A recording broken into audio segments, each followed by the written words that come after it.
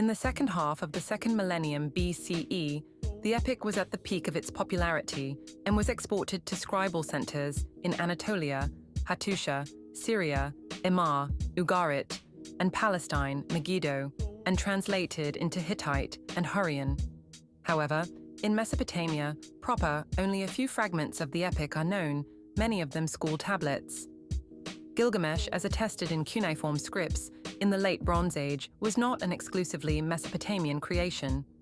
The Hurrian and Hittite paraphrases of the tale demonstrate that much.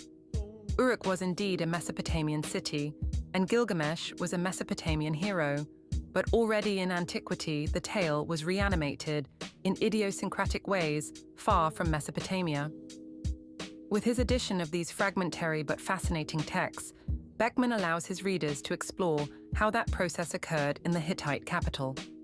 The tablets from Hattusa illustrate the plasticity of the tale, specifically how the exploits of the hero were reinterpreted in the periphery of Mesopotamia. The Hittite texts occasionally make nods to local Anatolian tastes and interests.